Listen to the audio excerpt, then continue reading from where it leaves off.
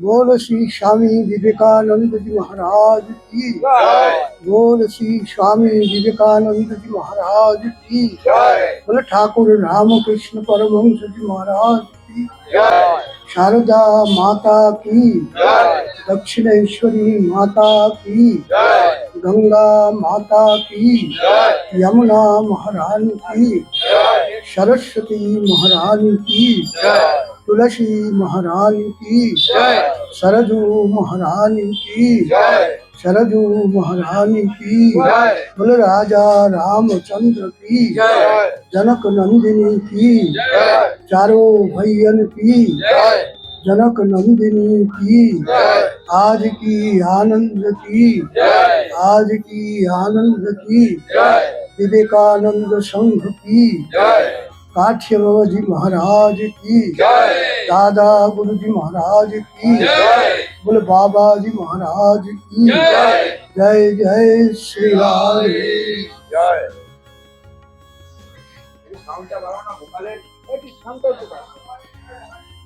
আজকে তিথি ওনার গতকাল স্বামীজির তিথি মানানো হয়েছে কৃষ্ণা সপ্তমী আর 12ই জানুয়ারি ডেট, কিন্তু আজকে বিবেকানন্দ সংঘ বিশেষভাবে আয়োজন করেছেন আগামীকাল যাগযজ্ঞ অনুষ্ঠান এবং অন্যান্য সুন্দর সমস্ত যে নানা রকম এই সামাজিক কাজ তারা কালকে করবেন।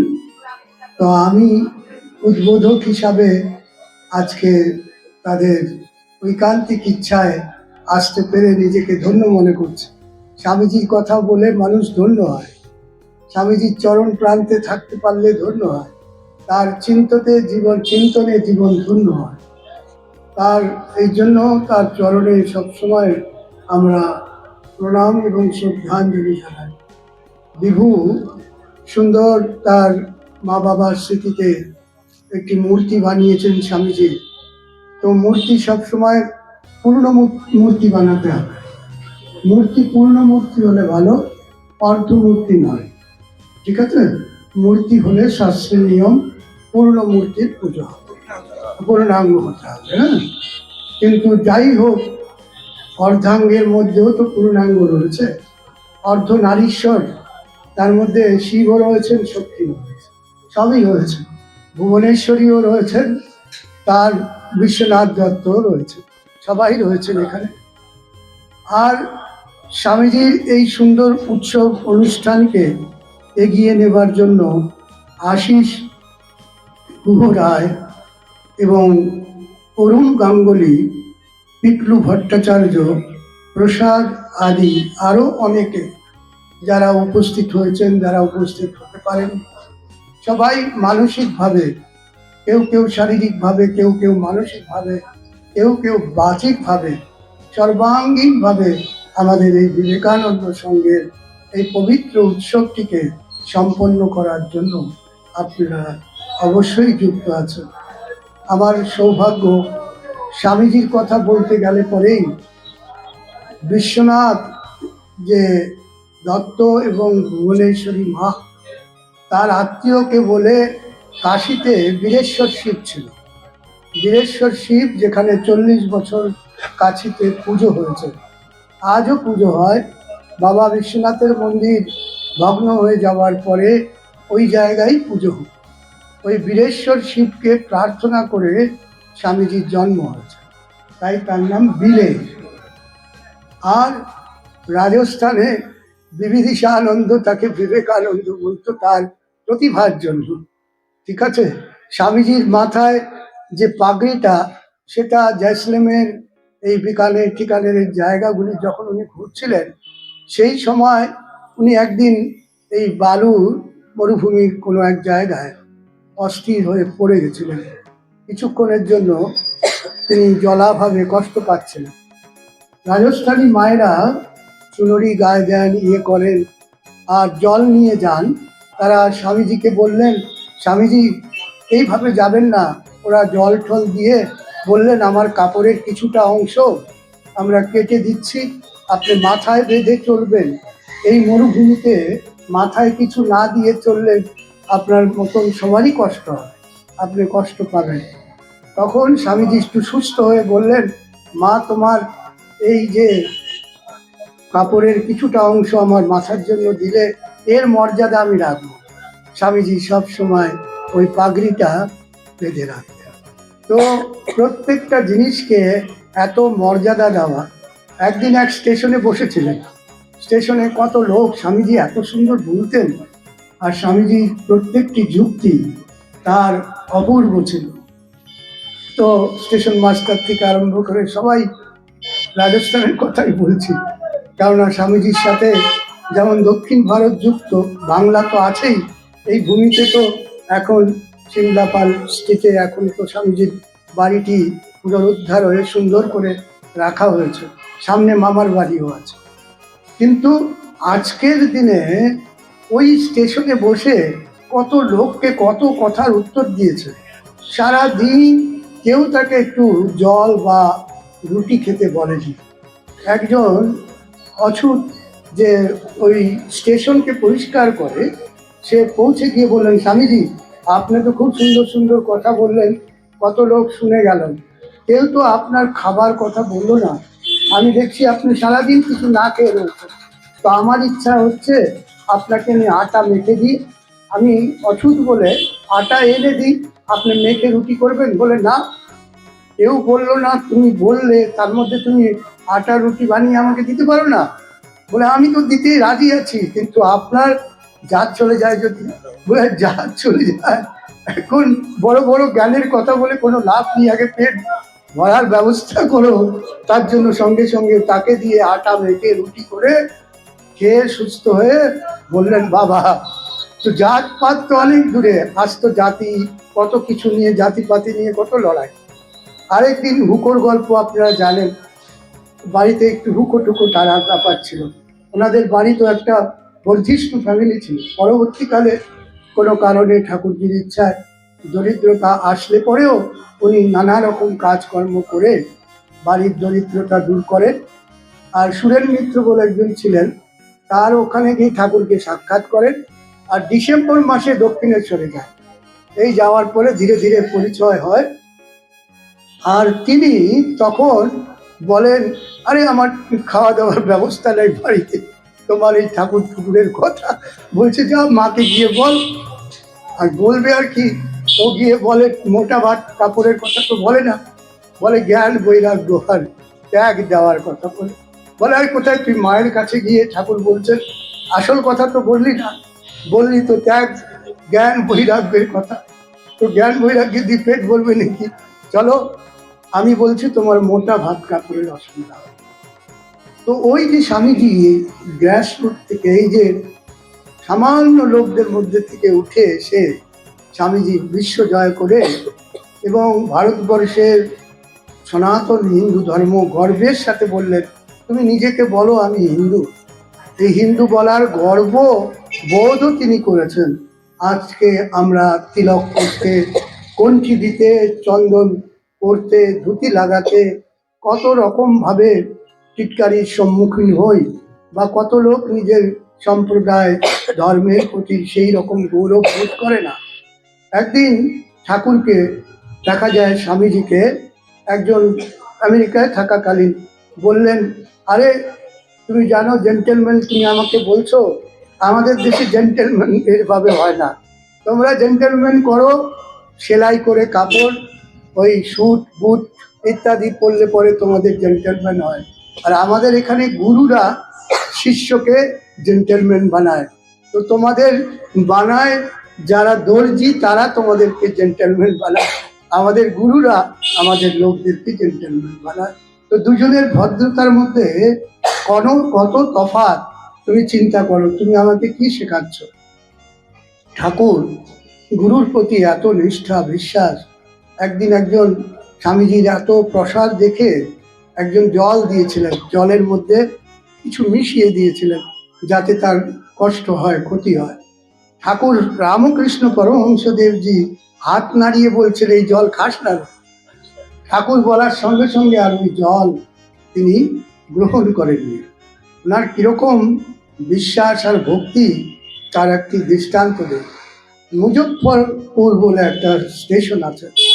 ওই মুজফ্ফরপুর স্টেশনে একজন এসে বলছেন ওখানে অনেক ভিখারি শুয়েছিলেন, ওই ভিখারিদের মধ্যে স্বামীজিও শুয়েছে।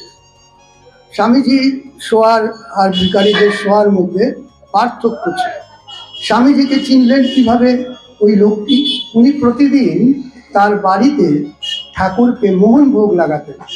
মোহনভোগ মানে সুজি, সুজি সুন্দর করে বানিয়ে সেই সুজি এসে এই সমস্ত স্টেশনে গাড়িগুলি থামলে ওই সবার মধ্যে বিক্রি করতেন। উনি বলছেন আমি গরিব মানুষ, কিন্তু ঠাকুরকে দিয়ে আমি ভোগ দিয়ে তারপরে বিক্রি করি।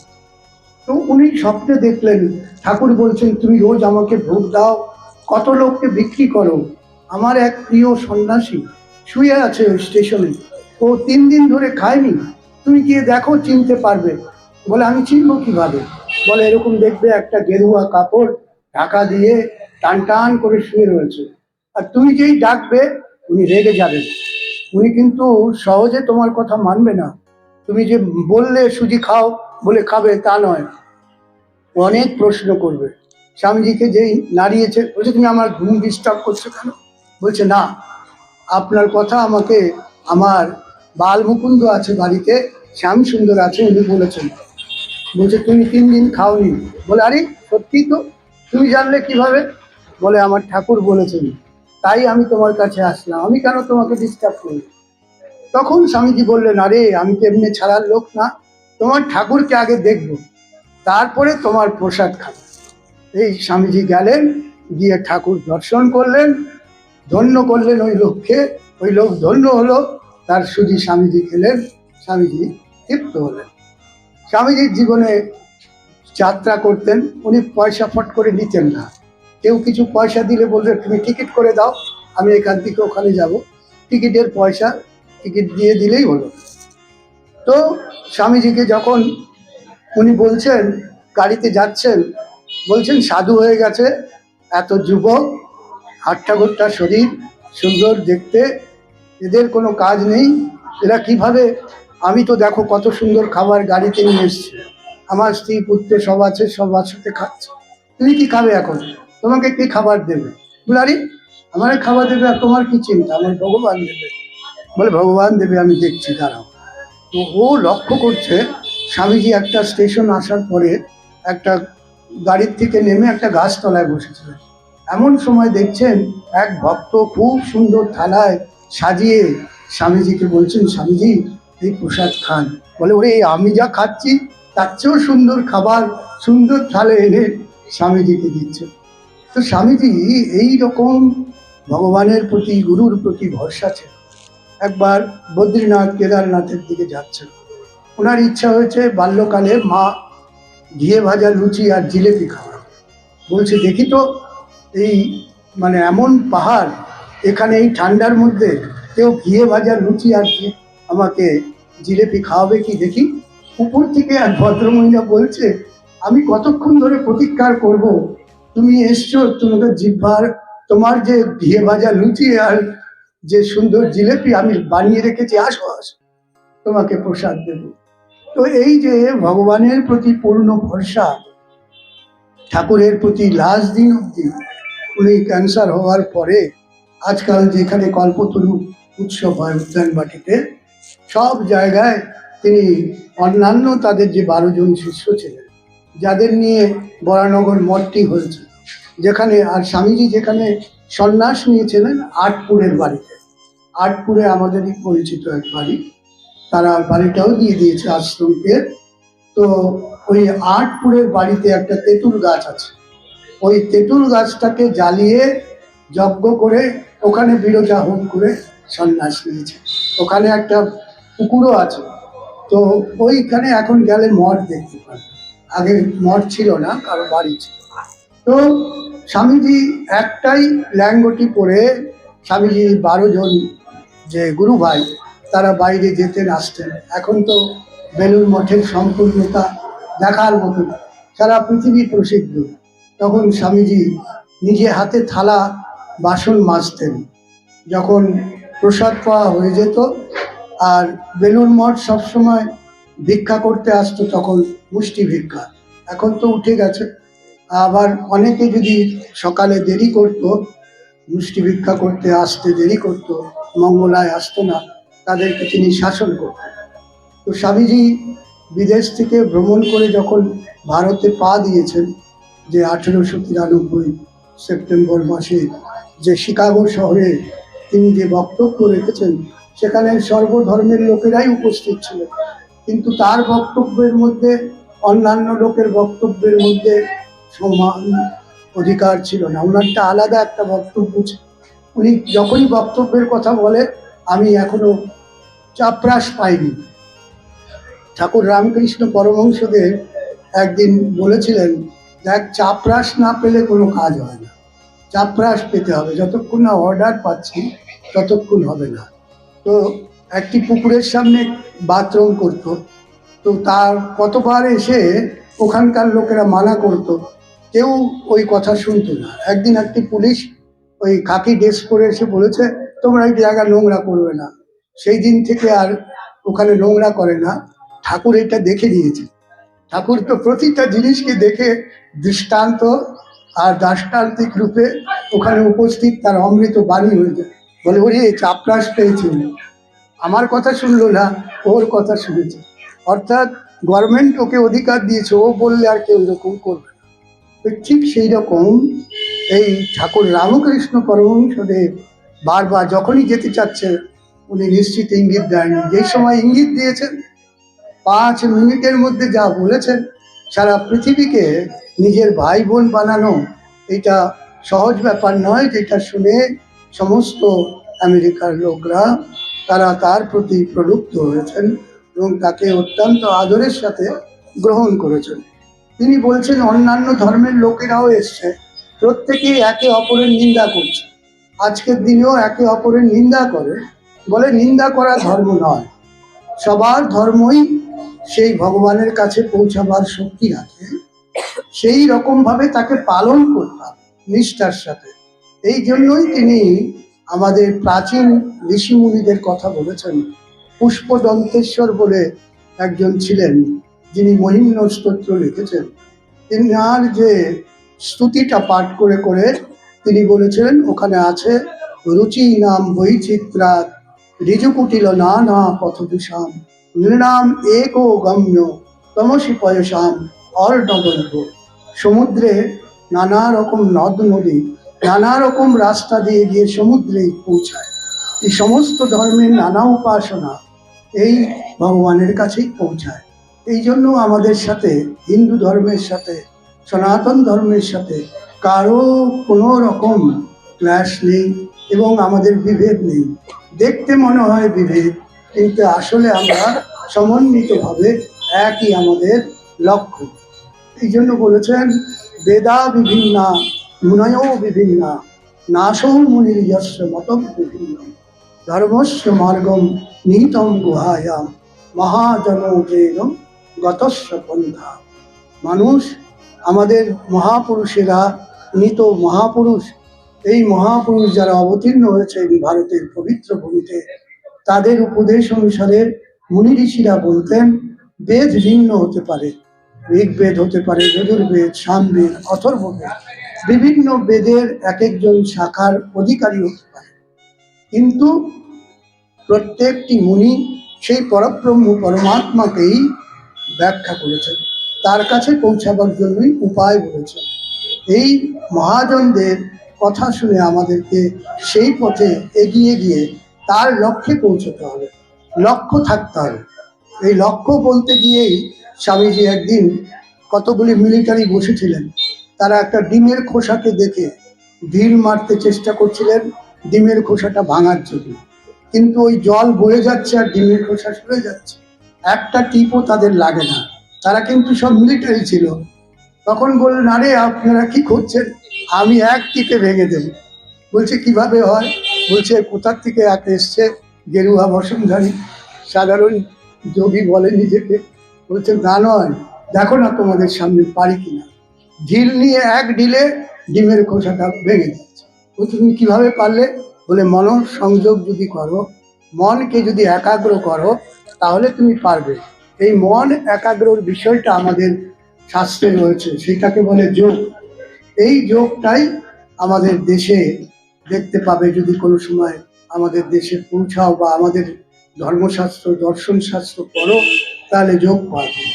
এই যোগ, রাজযোগ, হঠযোগ ইত্যাদি যোগ সম্পর্কে স্বামীজি গ্রন্থ লিখেছেন। স্বামীজির সুন্দর বই complete works of Vivekananda, Swami Vivekananda বাণী ও রচনা, ওই কয়েক ভলিউমে রয়েছে সব লেখা। কিন্তু প্র্যাকটিক্যালি আমাদের সম্প্রদায়ে, নিম্বার্ক সম্প্রদায়ে সন্ত দাসজি ছিলেন ব্রাহ্ম ধর্মে। ব্রাহ্ম ধর্মে কেশবচন্দ্র সেন, সেই সময় স্বামী বিবেকানন্দ, কেশবচন্দ্র সেন, তারাকিশোর রায়চৌধুরী, এই তারাকিশোর রায়চৌধুরী পরবর্তীকালে সন্ত দাস কাঠি বাবাজি হয়েছে। এই নরেন্দ্রনাথই পরবর্তীকালে স্বামী বিবেকানন্দ হয়েছে। আর এই কেশবচন্দ্রই কুচবিহারের মহারাজার বাড়িতে ওই ব্রাহ্ম সমাজ থেকে গিয়ে তার মেয়েকে ওখানে বিবাহ দেওয়াতে ব্রাহ্ম সমাজ আর টিকলো না। কিন্তু ব্রাহ্ম সমাজ যেমন দয়ানন্দের আর্য সমাজ, যেমন প্রার্থনা সমাজ, ওরকম ব্রাহ্ম সমাজ। ওই ব্রাহ্ম ধর্মের সময় সন্তদাস কাঠিয়াবাজির কাছে কেশবচন্দ্র সেন এবং স্বামী বিবেকানন্দেরা সব আসতেন কাঠি।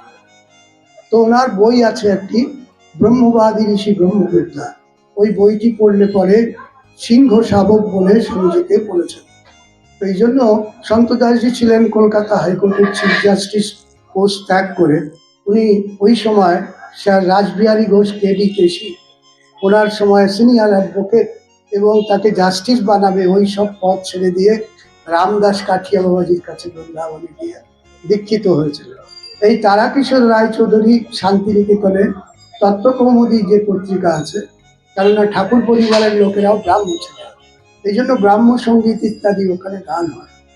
আমাদের অনেক গ্রন্থের মধ্যে সব প্রকাশিত হচ্ছে। তো তত্ত্বকৌমুদীতে উনি লিখতেন সন্ত দাস কাঠিয়াবাজি, আর সিস্টার নিবেদিতা কাঠিয়াবাজি, রামদাস কাঠিয়াবাজি যখন 1 মাসের জন্য বাগবাজারে এসেছিলেন, তখন উনি দেখা করতে গেছিলেন। তো আমাদের সম্প্রদায়ের সাথে ওই সময়, কারণ ওই এরিয়াটা পুরোটাই সন্ত দাস কাঠিয়াবাজি যখন লয়ার ছিলেন, বড় বড় লোকেরা ওখানে থাকতেন ওই বাগবাজারে, যেখানে উদ্বোধন কার্যালয়। ওখানে শিশির কাকাজি ছিলেন, শিশির ব্রহ্মচারীজি।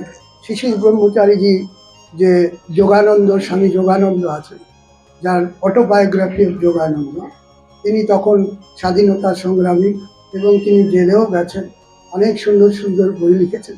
ওই শিশির ব্রহ্মচারী ওই এরিয়াটাকে পুরো ইয়ে করতেন। আজকে আপনারা এত সুন্দর অনুষ্ঠানে আমাকে দেখেছেন, ক্ষেত্রীর মহারাজা, আলবারের মহারাজা, তারপরে কাশ্মীরের ঘটনা। কাশ্মীরে এক মুসলমান কুমারী মেয়েকে দেখে সে কুমারীর পুজোই করে। তো স্বামীজি কোনো ভেদ রাখতেন না, যেমন হুকো যে খেতেন উনি, তো উনি হুকো ছোবেন না, চলে গেছিলেন, আবার এসে হুকো ওর সাথে বললে হুকো দাও। তো স্বামীজি যেমন ত্যাগী ছিলেন, যেমন তিনি বীরবিক্রমের সাথে সব কাজ করতেন, তিনি বীর পুরুষ ছিলেন, তিনি ত্যাগী ছিলেন, তিনি সঙ্গে সঙ্গে উত্তর দিতে পারেন, তার যুক্তি ছিল। তো যুক্তি ভক্তি সব দুটোর সমন্বয় তার মধ্যে ছিল। তো সেই স্বামীজি আমাদের দেশের শাস্ত্র গ্রন্থকে ঠিক ঠিকভাবে সবার কাছে রাখতে পেরেছেন বলে আজও পৃথিবীর অনেক বড় বড় লোকেরা, যারা যেমন রোমারোলার মতন বড় বড় যে বিদ্বান ব্যক্তিত্ব, তারা তখন তো ম্যাক্স মুলার ছিলেন, রোমারোলা ছিলেন, আরও কত কত বিদ্বান ছিলেন, পাল ডাইসন ছিলেন, তখনকার বড় বড় লোক, যেমন সিস্টার নিবেদিতাকেই নিয়ে এসছেন। এরকম অনেক ভালো ভালো বিদ্বান বিদুষী ছিলেন যারা ওনাকে ফলো করতেন। ওনাকে একদিন তো বলছিলেন যে আমরা যেখান থেকে আপনাকে জিজ্ঞাসা করব, লাইব্রেরি বসে আপনি এত বই ঘাটেন, সত্যি কি আপনি বইয়ের পাতাগুলি সব ঠিকভাবে দেখেন, না দেখাবার জন্য বসে এরকম করেন? বলে না না, আমি যেখান থেকে জিজ্ঞাসা করবেন, আমি শ্রুতিধর। উনি তো আর নিজের কথা বলতেন না, বলে জিজ্ঞাসা করে দেখতে পারেন, সব বলে। তো উনি শ্রুতিধরও ছিলেন। এই রকম মেধাবী, এই রকম বীর, এই রকম ত্যাগী সন্ন্যাসী আমাদের স্বামী বিবেকানন্দজি। তার সন্ন্যাস জীবনের চিন্তন, তার আচার আচরণ ব্যবহার, তার নৈতিকতা আমাদের দেশের জন্য যদি আমরা সব, আজকে তো যুব দিবস আসবে কালকে, তো এই যুবকদের মধ্যে যদি, আর উনি বলতেন সবসময় তোমার রক্ত প্রবাহ, তোমার যে প্রত্যেকটি ধমনীতে সেই রকম শক্তি সঞ্চারিত করবে সেই ব্রহ্মচর্য। এই ব্রহ্মচর্যের গল্পতেও তিনি একবার যমুনা নদীতে গিয়ে তিনি যখন ভাবছিলেন যে আর শরীর ইয়ে করবো না, সেই ব্রহ্মচর্যের গল্পটা গোপীরা স্বয়ং সাক্ষাৎ দর্শন দিয়ে বললেন যে দেখো আমরা ঘটিতে জল নিতে এসছি, ফুটো ঘটি দেখে তুমি বারবার আমাদের বলছো ফুটো ঘটি হলে আর ঘটি ভরে গেলে আর জল ভরছো কেন? বলছে ফুটো ঘটিতে জল পড়ে যায় আর ভরা ঘটিতেও জল উঠালে জল থাকে না, তাহলে তুমি কেন ডুবতে এসছো? ওতে ইঙ্গিতে বুঝিয়ে দিয়েছে তোমার ব্রহ্মচর্য তুমি পালন করে যাও, কোনো রকম সেদিকে তুমি নজর দিও না। তো ঠাকুর রামকৃষ্ণ পরমহংসের মতন গুরুদেব পেয়েছিলেন এবং স্বামী বিবেকানন্দের মতন শিষ্যও পেয়েছেন। তো এই জন্য বলছে গুরুর থেকেও শিষ্যের বেশি মূল্য। জয়সা গুরু ऐसा চেলা বলে। আমরা নানা রকম গল্প শুনি, জয়সা গুরু তৈসা চেলা, দোনো হয় নরক কি ঠেলম ঠেলা। ঠিক আছে, অর্থাৎ অন্ধেন নিয়মানা যথা অন্ধা। কোনো অন্ধ পুরুষকে দিয়ে যদি আরেকটি অন্ধ পুরুষকে পার করানো হয় তার যেরকম অবস্থা সেই রকম। উনি উপনিষদের কথাগুলি বলতেন, উত্তিষ্ঠত জাগ্রত প্রাপ্ত করার নিবোধ। তো কোনো লোক যাতে উঠে জেগে কিছু করে, এই যে করবার ক্ষমতা যারা ফিরে পায়, আলস্য করে শুয়ে না থাকে, জেগে ওঠে, যেটা অর্জুনের জন্য ভগবান কৃষ্ণ কৈলব্যং মাস মুগম পার্থ নৈতত্ত্বই উপপদ্ধতি ক্ষুদ্রম হৃদয় দৌর্বল্যম ত্যক্তোৎতিষ্ঠ পরন্ত। তুমি তোমার দুর্বলতা, নপুংসকতা, কায়রতা ছেড়ে যুদ্ধ করো, মাম অনুস্মর যুদ্ধ। তো আমরা স্বামীজিকে যদি আদর্শ করে তার জীবনযাত্রা, শিক্ষা দীক্ষায় উনি ফার্স্ট ক্লাস ছিলেন সব কিছুতে। ইংরেজরা পড়াতেন তো অনেক সময় ভুল, তাদেরও ভুল ধরিয়ে দিতেন, তাদের ভুল ধরিয়ে তাদেরকে উচিত শিক্ষা দিয়ে দিতেন। কোন সময় কাকে উচিত শিক্ষা দিতে হবে। ইংল্যান্ডে থাকাকালীন একদিন আমাদের অ্যাংলো ইন্ডিয়ান এক ভদ্রমহিলা খুব নিন্দা করছিলেন আমাদের ধর্মের স্বামীজির কাছে। স্বামীজি বললেন, আরে তোমরা আমাদের ধর্মের এত নিন্দা করছো, আমি টেমস নদীর যত নোংরা আছে তা উঠে যদি ফেলাই তাহলে তোমাদের ধর্মের নিন্দা শেষ হবে না। আমাদের ধর্ম, এই যে যুক্তি, সঙ্গে সঙ্গে উত্তর দেওয়া। সেই ওই যে জাহাজে করে যাচ্ছিলেন, কিছু ইংরেজ তাকে খালি বলছে তোমাকে ফেলে দেবো। বলছে, আরে তুমি ফেলে দেবে, আমি এমন করবো, আর তোমাদের ফেললে তোমার স্ত্রী পুত্র কাঁদবে, আমাকে ফেললে কেউ কাঁদবে না। এই যে হাত গুটিয়ে তাদেরকে বলে এখনই ছুঁড়ে ফেলে দেবো, এই ভয় পেয়ে গেল। তখন আর স্বামীজি যখন যাচ্ছিলেন জাহাজে করে, আর যখন ওখানে পৌঁছানোর আগে আরেকজন, এই যে জামশেদজি নসরবানজি টাটা, টাটার সাথে দেখা হলো। বলে, তুমি কেন যাচ্ছ? বলে, আমি যাচ্ছি এই লৌহ বিজনেস যে আমি শুরু করব, তার আগে কিছু মেশিনারি ইংল্যান্ড ইত্যাদির থেকে আনবো, বিদেশ থেকে আনবো। বলে, না না, এখানে সায়েন্সের পড়াশোনা এমন করে করাও, এখানে ছেলে মেয়েরা বানাবে। এই ওনার মোড় ঘুরে গেল। তাই টাটা সায়েন্সের সেন্টারগুলি উনি এসে করলেন। তো স্বামীজিরা কত কিছু প্রেরণা দিতে পারে। এই জন্য জাতির সম্পদ, দেশের সম্পদ সন্ন্যাসী। এই জন্য সাধু সন্ন্যাসী যারা যোগ্যতা প্রাপ্ত, পুজো পাঠ সব কিছু করে, তারা আপনাদের সবার কল্যাণের জন্য, নিজের কল্যাণের জন্য না। ওই পৌরোহিত্য বৃত্তি করলে পরে তিনি হিন্দু ধর্মের নানা দিকটা দেখেছেন। ব্রাহ্মণ, ক্ষত্রিয়, বৈশ্য, শূদ্র ব্যাখ্যা যেমন করেছেন, ঠিকই হচ্ছে, পৌরোহিত্যবাদের কথাও বলেছেন, বৌদ্ধ ধর্মের কথাও বলেছেন, জৈন দর্শনের কথাও বলেছেন, বিভিন্ন দর্শনের কথা, মুসলিম ধর্মের নিষ্ঠাকেও বলেছেন, খ্রিস্টান ধর্মের যে তাদের যে নিষ্ঠা সেটাও তিনি বলেছেন। তো পৃথিবীতে আজও তো যখন ওই ডিসেম্বরের 24 তারিখ হয়, ক্রিসমাস ইভ, 25শে ডিসেম্বরের আগে তারা পুজো অনুষ্ঠান করে। তো তিনি যখন যেখানে যেমন করে পেয়েছেন, তো সবাইকে যে সম্মান দেওয়া, তার জন্য উনি সম্মানের যোগ্য। সবাইকে সম্মান দিতে হবে, শুধু নিজের সম্মান দিলে হবে না, অপরকে সম্মান দিতে হবে। এই যে অপরকে সম্মান দেওয়া অর্থাৎ জীবে প্রেম করে যেই জন সেই জন সেবিছে ঈশ্বর, এই যত্র জীব তত্র শিব কথাটা সহজ, কিন্তু শিবত্ব আর শিব দুটো আলাদা। কিন্তু শিবত্ব আনা, শিবকে শিবত্বে পরিণত করা আর জীবকে শিবত্বে পরিণত করা, এটা তো সাধনার বিষয়। তো সুন্দর ভাল লাগে, সর্বম খলু ইদম ব্রহ্ম, সবার মধ্যেই ব্রহ্ম আছে। এই জন্য ঠাকুর রামকৃষ্ণ পরমহংসের মাহুতের গল্পটা, মাহু তো ভগবান, হাতিও ভগবান, কিন্তু হাতিকে ভগবান বলে প্রণাম করলাম, মাউথ বলছে যে তুমি সরে যাও, না পাগলা হাতি আছে তোমাকে উঠিয়ে ফেলে দেবে। তার কথা শোনেনি ভগবান। স্বয়ং ঠাকুর রামকৃষ্ণ পরমহংসের ভেতর থেকে মা দক্ষিণেশ্বরী বলে দিলেন সবার মধ্যে ঈশ্বর বোধটা এইভাবে করতে হবে। এই জন্য যে কোনো রাস্তায় তোমাকে যাকে তাকে প্রণাম করতে হবে না রাস্তায়, কিন্তু মনে মনে সম্মান রাখবে। কেননা একজন স্বামীজি ছিলেন, তার নাম মাধব স্বামীজি, তাকে একটা ইট পা দিয়ে ধাক্কা মারছিল। তখন তার গুরুদেব বলছেন ইটটার মধ্যে ভগবান রয়েছে, তুই সম্মানের সাথে ইটটা সরা, আর নাহলে ইটের সাথে পায়ে লেগে গেলে ইট পাটাও খারাপ হবে, আবার ইটটারও অসম্মান হবে। যে প্রত্যেকটি ব্রহ্ম এতে বোধ করা খুব কঠিন, তার জন্য সাধনা করতে হবে। স্বামীজি সন্ন্যাসীর কত রকম গল্প করেছেন।